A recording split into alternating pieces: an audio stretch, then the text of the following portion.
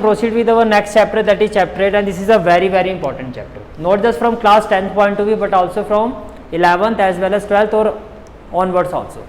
आगे तक अभी यहाँ से जो आप कंसेप्ट सीखोगे आगे तक आपके साथ जाने वाला है. कौन सा कंसेप्ट? Introduction to trigonometry. तो सबसे पहले आप ये समझो कि देखो इसका बेसिक कंसेप्ट क्या होता है. अगर मैं बेसिक कंसेप्ट की बात करता हूँ तो आप ये समझो कि जो ट्रिग्नोमेट्री होती है वो किस ट्राइंगल पर बेस्ड होती है? आपकी राइट ट्राइंगल पर. किस ट्राइंगल पर बेस्ड होती है? राइट ट्राइंगल पर. ठीक है, जैसे कि मैंने कि राइट ट्राइंगल ले लिया, ये हो गया आपका ए, ये हो गया बी, ये हो गया आपका सी. इतनी बात समझ में आ रही है? ठीक है. अब आप ये देखो, ये राइट एंगल है. इस राइट एंगल को छोड़ के बाकी दो एंगल बचते हैं. जैसे हमारे केस में क्या है? ए और सी. आप इन दोनों में से किसी भी एंगल को, दोनों में से किसी भी एंगल को, या दोनों ही एंगल जो होते हैं हमारे वो ट्रिग्नोमेट्री एंगल है. ट्रिग्नोमेट्री फंक्शन, ट्रिग्नोमेट्री एंगल की अगर हम बात करते हैं तो एंगल जो होता है आपका वो क्या होगा? जैसे कि आप एंगल सी को भी ले सकते हो. अगर मैं एंगल सी को कहता हूँ से ये मेरा ट्रिग्नोमेट्री एंगल है और इसको मैंने ले लिया थीटा, इसको क्या बोलते हैं? थीटा. और ये भी ट्रिग्नोमेट्री एंगल है, इसको मैंने ले लिया फाई. इसको मैंने क्या ले लिया? फाई. इसको क्या बोलते हैं? थीटा. इसको क्या बोलते हैं? फाई. प्रेजेंटेशन समझ में आ रही है? ठीक है. अब अगर मैं एक्सरसाइज 8.1 की बात करता हूँ, किसकी बात करता हूँ? एक्सरसाइज 8.1. तो 8.1 एक्सरसाइज का जो कंसेप्ट है, एक्सरसाइज 8.1 का जो कंसेप्ट है वो क्या है? देखो, अगर मैं बात करता हूं एंगल सी, मैं कौन सा ट्रिग्नोमेट्री एंगल की बात कर रहा हूं? Angle C. दो एंगल है ना, ए और सी. तो पहले मैं बात कर रहा हूं सी की. तो अगर सी आपका ट्रिग्नोमेट्री एंगल है तो इसकी जो अपोजिट साइड होगी, जो इसकी अपोजिट साइड होगी वो क्या होगी? परपेंडिकुलर. हाइपोटेन्यूज तो बताने की जरूरत आई थिंक मुझे है नहीं, क्योंकि आप समझते हो कि राइट एंगल की जो अपोजिट साइड होती है वो हाइपोटेन्यूज होती है. तो ये आपका क्या हो गया? ये हो गया आपका हाइपोटेन्यूज, ये हो गया आपका बेस. तो पहले आप मुझे बताओ कि आपको ये समझ में आ गया कि एंगल सी के लिए, एंगल सी के लिए परपेंडिकुलर क्या होगा? एंगल सी के लिए परपेंडिकुलर साइड कौन सी होगी? A B. For angle C base आपका क्या होगा? B C. For angle C आपका हाइपोटेन्यूज क्या होगा?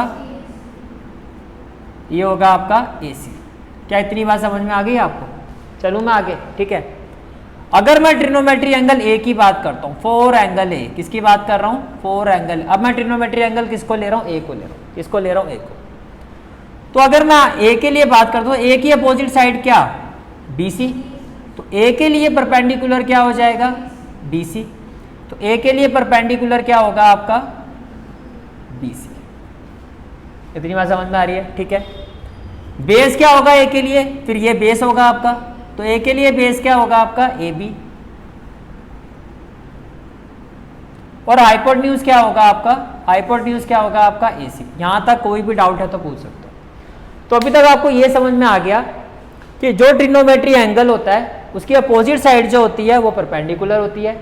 जो राइट एंगल होता है उसकी अपोजिट साइड क्या होती है? हाइपोटेन्यूज होती है. तो जो रिमेनिंग साइड होती है वो क्या होता है? बेस. क्या इतना समझ में आ गया आपको? ठीक है. अब मैं इसके नेक्स्ट कंसेप्ट पर आता हूं.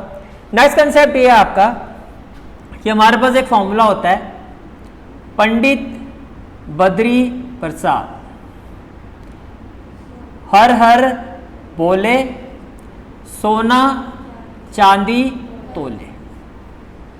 अब ये जो सोना चांदी तोले जो मैंने कहा ये आपके ट्रिग्नोमेट्रिक फंक्शन है. टोटल 6 होते हैं. टोटल कितने होते हैं? 6. अब एस क्या होता है आपका? ये होता है साइन. क्या होता है? साइन. ठीक है. तो अगर मैं थीटा की बात करता हूं, किसकी बात कर रहा हूं? थीटा की. मैंने कहा साइन थीटा, तो आप समझ जाओ कि मैं एंगल सी की बात कर रहा हूं क्योंकि एंगल सी थीटा है. तो मैं ट्रिग्नोमेट्री एंगल यहां पे किसको ले रहा हूं? थीटा को. किसको ले रहा हूं? थीटा को.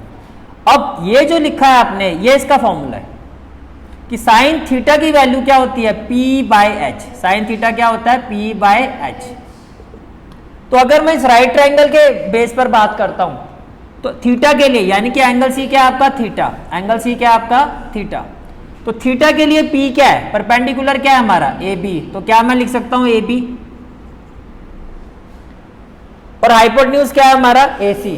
तो क्या मैं एच की जगह लिख सकता हूं? ए सी. तो अगर ये राइट ट्राइंगल हो और अगर आपको साइन थीटा की वैल्यू निकालनी हो तो वो किसके इक्वल होगी? ए बी बाय ए सी. इतनी बात समझ में आ रही है? इसी तरह से ये जो सी है आपका ये होता है कॉस थीटा, ये क्या होता है कॉस थीटा। साइन का फॉर्मूला पी बाय एच, तो कॉस का फॉर्मूला क्या होता है B by H, B by H. तो बी बाय एच, अब थीटा के लिए बेस क्या है, थीटा के लिए बेस क्या है बी सी, थीटा के लिए बेस क्या है हमारा बी सी, तो मैंने यहाँ पे लिखा बी सी। और हाइपोटेन्यूज क्या है हमारा ए सी, तो मैंने यहाँ पर लिखा ए सी। इसमें कोई डाउट है तो बता दो, क्लियर है यहाँ तक, ठीक है। फिर हम आते हैं नेक्स्ट फॉर्मूले पर, दैट इज टेन। तो टेन थीटा क्या होता है P by B, tan theta क्या होगा पी बाय पी। तो थीटा के लिए परपेंडिकुलर क्या है आपका पी क्या है ए बी, तो आपने लिखा ए बी। और बेस क्या है आपका बी सी, बेस क्या है आपका बी सी। मैंने आपको कहा था टोटल 6 फंक्शन होते हैं, तो ये कितने हो गए 3।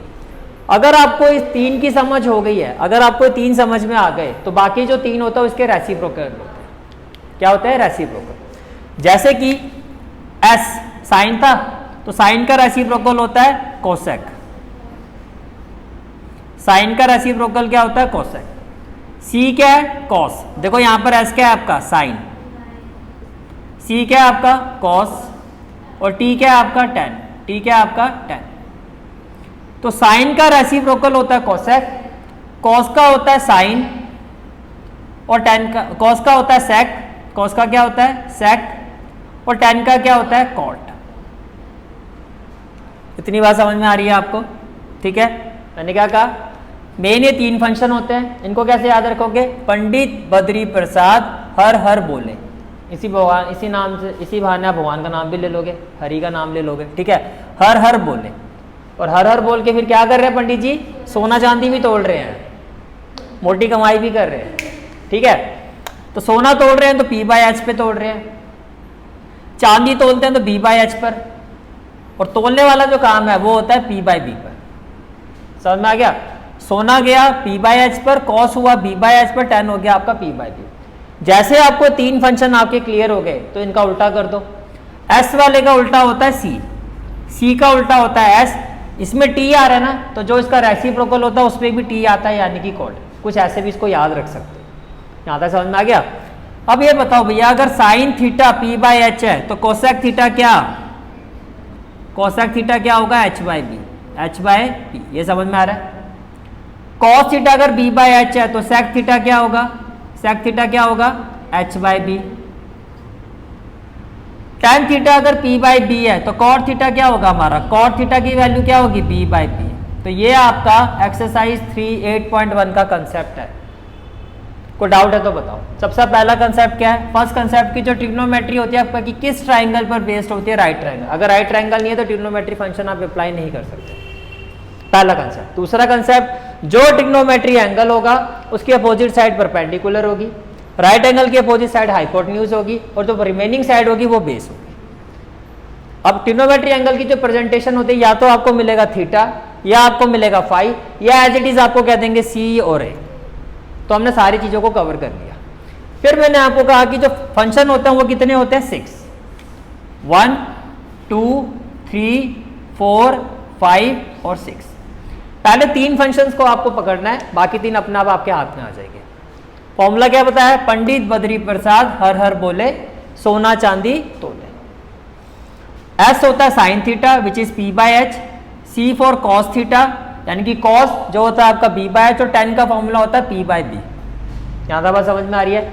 साइन का उल्टा होता है कोसेक, अगर ये पी बाय एच है तो रेसिप्रोकल क्या हो जाएगा एच बाय पी। कॉस का उल्टा क्या होता है सेक, अगर ये बी बाय एच है तो ये हो जाएगा एच बाय बी। टेन का रेसिप्रोकल क्या होता है कॉट, अगर ये पी बाय बी है तो ये हो जाएगा बी बाय बी। क्लियर है यहां तक, चलें आगे, ठीक है।